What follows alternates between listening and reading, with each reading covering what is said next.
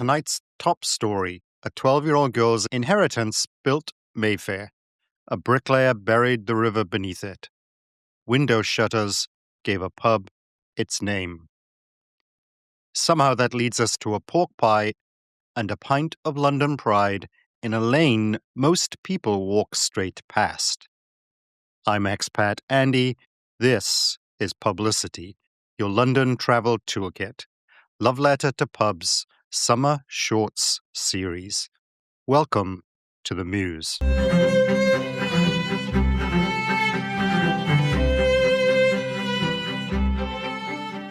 Down a narrow pedestrianized lane built over a buried river sits a small, extraordinary pub. It's called the Iron Duke, and it's the last Mews pub in Mayfair. This love letter goes to the Iron Duke at 11 Avery Row, Mayfair W1K 4AN. 5 minutes from Bond Street Tube, Avery Row is barely wider than a delivery van and easy to miss. There's been a pub here since 1736, then called the Coach and Horses.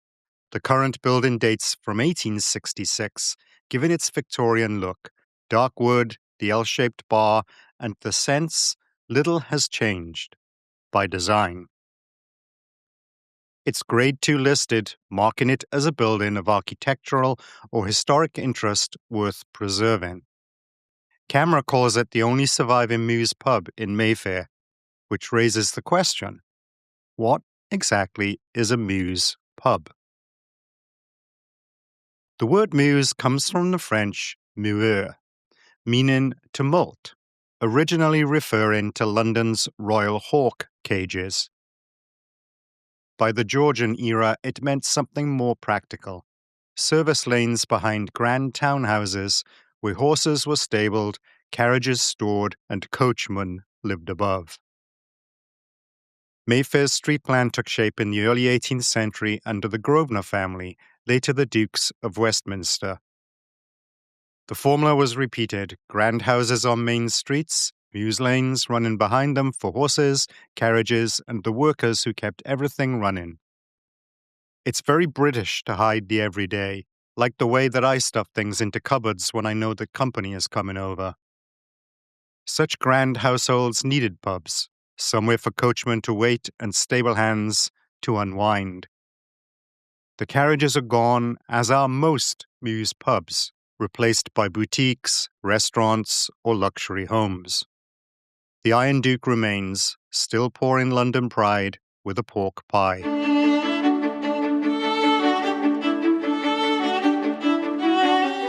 The Iron Duke, Arthur Wellesley, 1st Duke of Wellington, born 1769 in Dublin, died 1852 at Walmer Castle.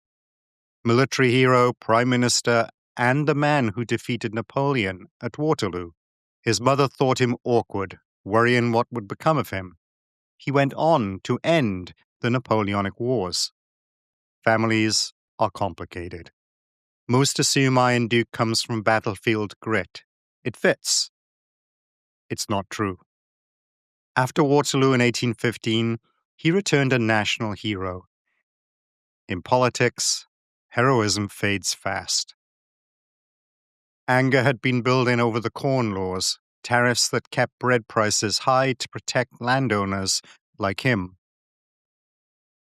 To many, the man who beat Napoleon was also keeping them hungry. As Prime Minister from 1828, he opposed expanding voting rights, insisting reform was not necessary. The country disagreed.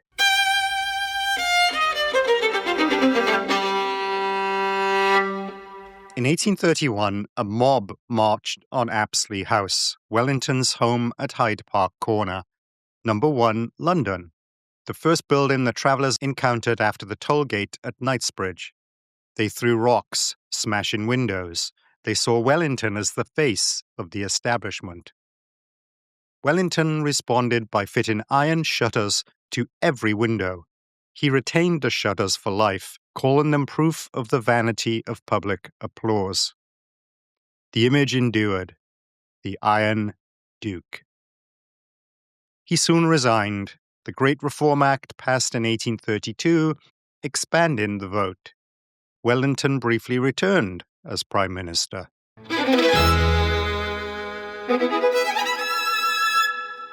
Across from Apsley House stands Wellington Arch, built in the 1820s by Decimus Burton for George IV to mark victory in the Napoleonic Wars. In 1846, a colossal equestrian statue of Wellington was placed on the top, widely mocked as grotesque. He refused to remove it. It stayed until after his death. The current quadriga, Peace Descending on the Chariot of War, was added in 1912. Run by English Heritage, it's open Wednesday to Sunday. I love this massive monument. Some say it's absurd. I say monumental. Potato, potato. Either way, don't skip the inside. The interior floors are true to a monument that skipped the edit phase in its design. There's a memorial to 49,076 Royal Artillery soldiers killed in World War I, a history of the arch, and contemporary art exhibited by the Vigo Gallery. Climb to the balcony and, if you time it right, you'll see the household cavalry beneath, proceeding to and from the changing of the guard at Buckingham Palace. Wellington died in 1852. He received a state funeral and was buried in St. Paul's next to Admiral Lord Nelson. The country mourned their national treasure.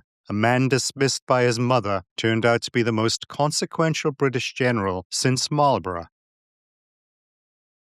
The pub on Avery Row carries his shadow. Photos from Wellington College line the bar. Boots hang on the walls. And upstairs, the boot room. Avery Row is narrow, pedestrianised, and lined with small Grade II listed Georgian shops.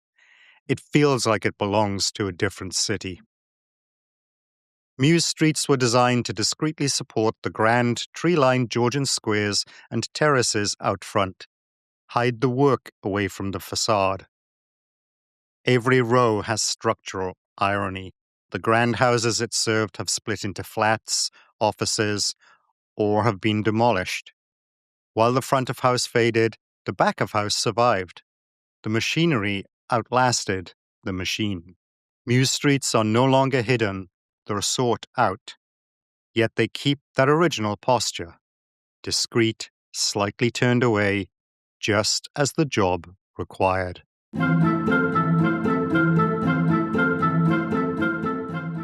Avery Row is named after Henry Avery, a bricklayer who in the 1720s was hired to cover the Tyburn Brook running through this part of Mayfair and convert it into a sewer. Beneath London's elegant buildings are rivers, buried, diverted, paved over and forgotten. The Fleet, Westbourne, Effra and Heure running invisibly beneath one of the most expensive streets on earth, the Tyburn. And listeners should go back and check out earlier episodes. I did a 2-part walking tour of the buried, lost Walbrook River and several historic pubs along the way. The Avery Row street plan was designed in 1720 by Grosvenor family surveyor Thomas Barlow. The land came to the Grosvenors through the 1677 marriage of 12-year-old heiress Mary Davis to Sir Thomas Grosvenor, a Cheshire baronet. With Mary came the manor of Ebury, 500 acres of fields west of the city. Their son, Sir Robert, secured a 1711 Act of Parliament to begin development in 1720. Grosvenor Square at the centre, grand streets radiating out, and behind them, the Mews. Mayfair was built as a machine for aristocratic living, and Avery Row was part of it. Avery Row follows the course of the lost Tyburn Brook, once the Grosvenor estate's eastern boundary. By Mayfair standards, the Iron Duke pub is modest, not a champagne bar, private members club, or a restaurant where the bread costs more than a pint. It began as a pub for the Mews working classes, but let's be realistic. This is still Mayfair. It might be small, but it sure is a well-dressed pub. Coachmen and grooms have been replaced by lawyers, gallery assistants, hotel staff, and delivery drivers. Some things don't change. The L-shaped bar, Fuller's London Pride, and the pork pies. So our decoder ring. What does the Iron Duke tell us about Mayfair? Mayfair was a performance, grand houses, wide streets, wealth on display. The Mews were backstage infrastructure. The Iron Duke pub mirrors Wellington, a man of contradictions, hero of Waterloo, yet reactionary politician, celebrated, yet resented. He shuttered his windows in iron and left them that way, unyielding as the world changed around him. The Iron Duke is at 11 Avery Row, Mayfair, W1K 4AN, nearest Tube, Bond Street. Walk south on Davis Street, right into Brooks Mews, and Avery Row is directly ahead. 5 minutes on foot. You won't see it until you're in it, and that's the point.